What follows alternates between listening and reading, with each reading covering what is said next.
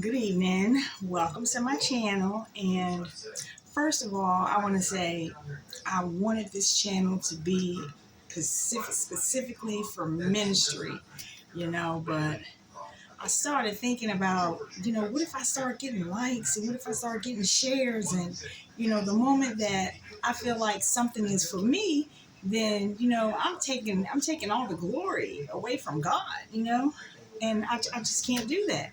So, I am going to share, Bible studies here and there with you, but mainly my channel is going to be for testimonies and stories, okay? So I want to take it back to probably about the age of 5 years old, okay?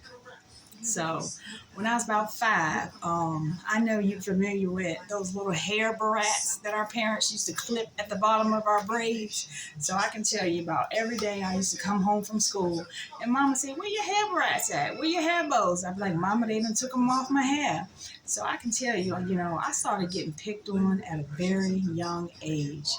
My self-esteem was like this big when I was 5 years old. I had low self-esteem. That's the beginning of my self-esteem, so probably about the age 7. I remember one day me and my brother was upstairs and Mama had just ran that hot comb, that straightening comb through my hair, and my hair was all just hanging down. And I remember, I think it was my third grade spelling book, I remember just leaning over to read something, and then all my hair just went up in flames, baby. I'm trying to tell you, I just started running in place immediately, just running and jumping up and down. And my brother ran downstairs and he was trying to pick up a jug of water or a bucket or something. And Mama said, "What's wrong with you, boy?" So I remember Mama, she came upstairs and she threw a coat on top of my head, put the fire out.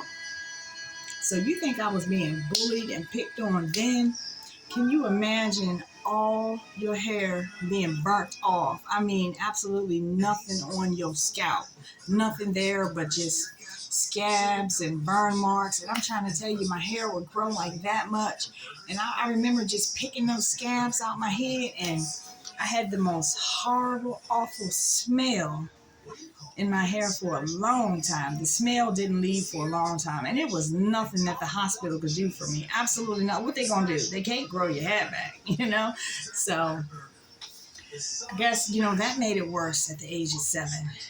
So I just want to say to anybody that's out there and you was picked on and you was bullied and you was made fun of, because mine lasted from elementary to middle school, junior high, all the way to high school. All the way to high school, I dealt with that just behind some simple hair. I just want to say that, if you was picked on or put down or cast away, then you got to thank God for it, baby. You got to thank God for it, because he was setting you apart, honey. He was setting you apart. He's got good plans for you. You see, while your self-esteem was going low, that was just bringing you down to just a humble type person. He was separating you from the wrong crowds, most likely. He was setting you apart for something better. So let's fast forward to high school. All right, so my self-esteem is shot. It's shot. I ain't got no boyfriends. I don't go to the dances. I don't do none of that. I started skipping school, drinking, smoking weed, hanging out with my friends. Brothers and sisters, I'm trying to tell you, who's out during that time of the morning when you're supposed to be in school? And furthermore, if you drop out, you just better know that once you turn 18, it's no going back to school, getting your GED and your high school diploma. You're gonna spend your adult years chasing after a GED and chasing after a high school diploma when you could have got it while you was in school, and it was pretty much free to you. So back to 16.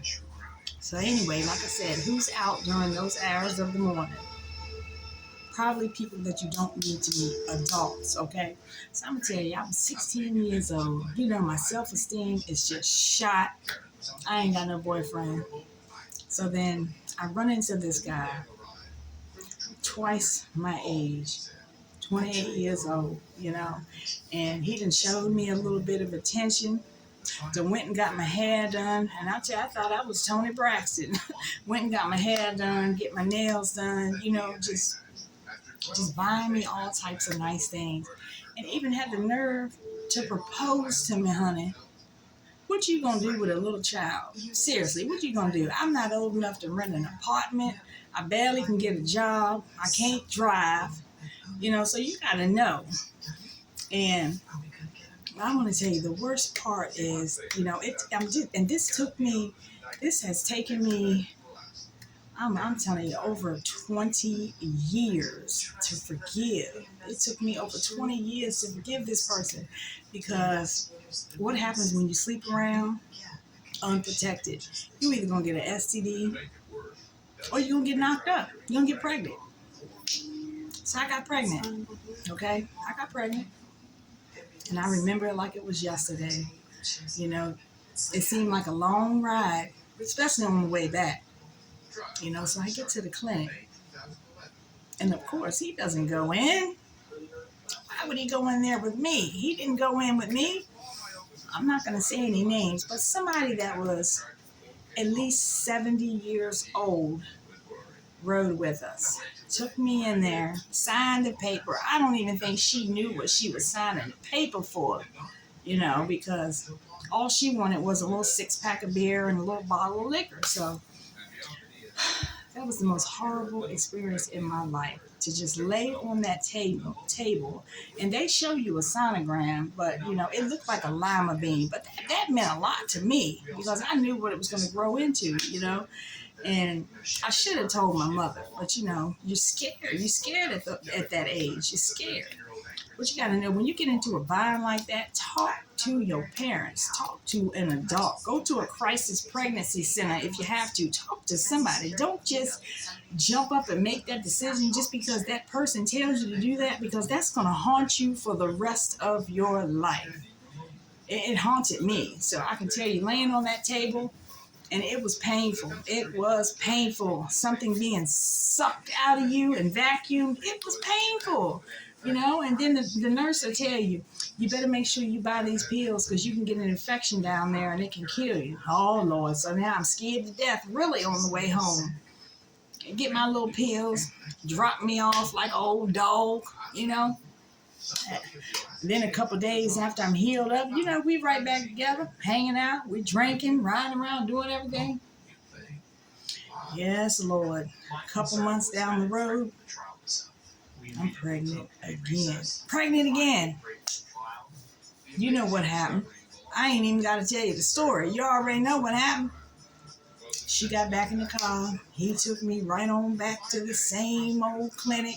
I laid on the same old table, thinking somebody loved me and want to marry me. That's a lie, baby. That's a lie. And I have to say, it has taken me over 20, maybe 30 years to forgive. But you got to forgive. You can't hold that inside, because it's going to grow, and it's going to grow into something that can just bring you down. That has taken me so long, but I have found forgiveness in my heart, finally. But my moral of the story is, this is for the young ladies. Just don't be out in the streets. If you want to skip school, then you better stay home or stay somewhere safe. I would say don't skip at all, because you don't want to spend the rest of your life trying to accomplish and establish your life just because you dropped out of school, trying to get a degree. It's definitely not worth it, Well, that's my story for today. And be blessed. And I love you all. Bye.